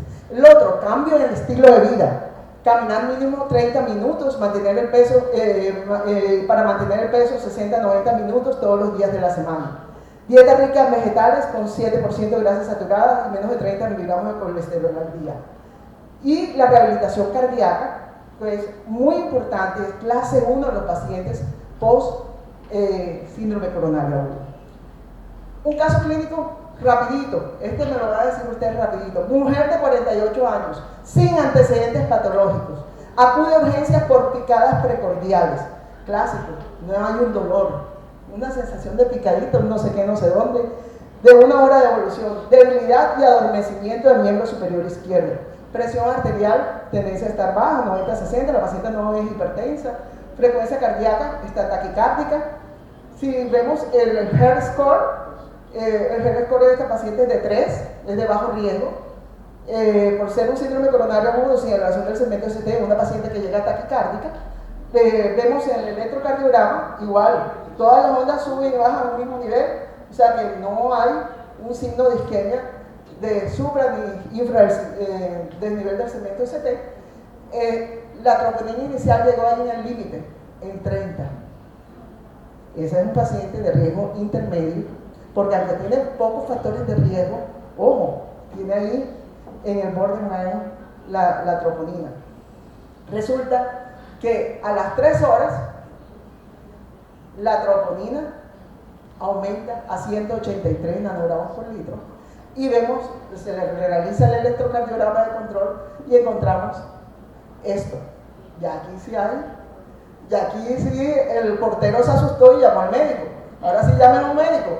Aquí podemos encontrar que hay un suprainhibido del segmento ST o también un bloqueo completo de la rama izquierda de las de His. Entonces es un paciente que está muy enfermo y se llevó rápidamente a cateterismo cardíaco, ya con un suprainhibido, con un bloqueo de rama izquierda, ya nos cambió de síndrome coronario agudo sin elevación del segmento ST a síndrome coronario agudo con elevación del segmento ST. Esta paciente tenemos que tratarla en los próximos ¿cuántos minutos? ¿Ah? Julio, ¿en cuántos minutos tenemos que tratar al paciente con elevación del segmento ST? Sí. En los primeros 90 minutos. Exactamente, tiempo aguja en los primeros 30 minutos. Entonces ya nos cambió el algoritmo para elevación del segmento ST. ¿Y cuál sorpresa? Paciente con coronarias normales. Las coronarias totalmente normales, pero en el ecocardiograma vemos, en la ventriculografía, disculpe, en la ventriculografía vemos un abombamiento, no lo puedo detener, vemos un abombamiento del ventrículo izquierdo. Ese abombamiento del ventrículo izquierdo es la forma del jarro de los japoneses que se llama takotsubo. Es la forma de un jarro de los japoneses. Este es una paciente que después ya nos fuimos a preguntarle, ¿tuviste algún proceso de estrés o algo así? Discutí con mi esposo, tuve una situación de estrés y ya ante una situación de estrés la paciente llegó a todo esto e hizo un síndrome coronario agudo con elevación del segmento ST con elevación de troponina. Entonces, ojo, 31% de todas las muertes en mujeres ocurren sin enfermedad coronaria obstructiva. Entonces tenemos que tener en cuenta este tipo de pacientes. La isquemia miocárdica se puede producir por disfunción de la microvasculatura, por vasoespasmo, por puentes musculares, por anormalidades metabólicas, por inflamación, por enfermedades autoinmunes, por las plaquetas y trastornos de coagulación o por estenosis coronaria. Entonces, en este tipo de pacientes que tienen enfermedades de la microcirculación, si es inocua es porque no elevan las troponinas, suele suceder en los pacientes con obesidad, con diabetes, con hipertensión arterial, que son pacientes que tienen enfermedad de la microcirculación. Y ya cuando hay angina vasospástica, ya es enfermedad de las arterias coronarias epicárdicas. En la enfermedad de la microcirculación hay una desbalance de la endotelina 1, de los superóxidos, del peróxido de hidrógeno, del tromboxano, que nos llevan a que haya una mayor reactividad a la vasoconstricción. Entonces, estos son pacientes que tienen más disfunción diastólica, pero ojo, sucede mucho en las mujeres y mujeres jóvenes.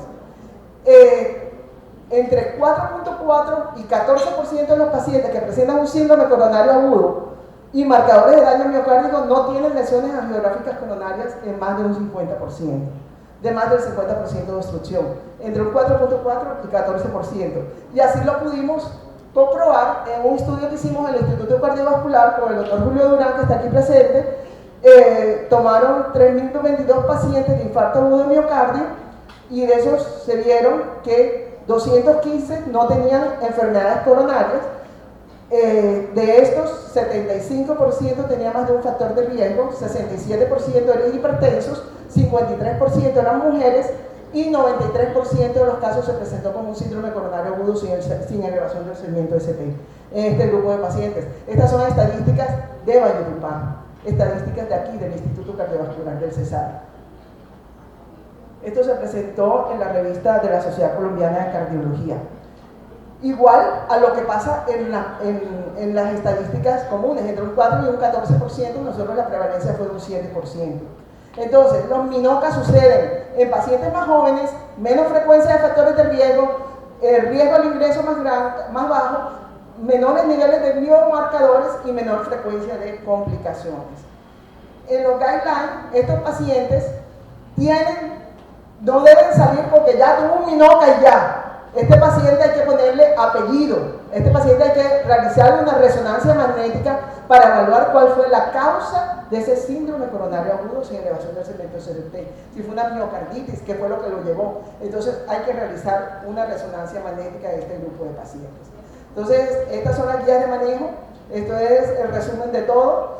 Si el paciente es de alto riesgo, estrategia invasiva temprana; si el paciente es de bajo riesgo, realizar otros estudios, y de acuerdo a lo que veamos se definirá qué es lo que tiene el paciente. Entonces, para recordar, puntos para llevar a casa: el score de calcio es un predictor fuerte de riesgo. La tomografía coronaria es una ayuda que brinda diagnóstico y pronóstico en la detección de enfermedad coronaria en esos pacientes con riesgo intermedio. Las guías recomiendan estrategia invasiva temprana en los pacientes con síndrome coronario agudo sin elevación del segmento ST, con características de alto riesgo. Y las guías no distinguen diferencias de género para el tratamiento para hombres y mujeres ni para el uso de los medicamentos. Las guías no hay ninguna diferencia. ¿Qué no hacer? Demorar la toma del electrocardiograma y la interpretación. Pensar que un dolor torácico es una enfermedad zoopéctica y ordenar simplemente un inhibidor de la bomba de protones. Decirle a los pacientes que no tienen nada por tener un electrocardiograma normal. Vimos como el primer paciente tenía un electrocardiograma normal inicialmente. No tomar biomarcadores, no estratificar el riesgo isquémico y de sangrados, utilizar anticoagulantes y antiagregantes sin conocer el peso del paciente ni la depuración de creatinina, y minimizar los síntomas en las mujeres. Eso no lo debemos hacer. ¿Cuándo remitir? Cuando tenemos un paciente de alto riesgo, cuando tenemos complicaciones mecánicas y cuando no tengo exámenes de laboratorio ni recursos en un centro que no tengo recursos, tengo que enviar el paciente a un centro que sí tenga recursos. Tenemos que prevenir con programas de factores de riesgo, metas de hipertensión arterial, metas de lípidos, metas de glucosa, suspender el cigarrillo, realizar ejercicios, no suspender la medicación. El otro día fui a esta zona y me tomé esta foto, le dije a mi esposo: dame esta foto porque yo amo los corazones. Esto es una belleza. Fui allá una tarde a las 4 de la tarde, no les voy a decir a qué fui.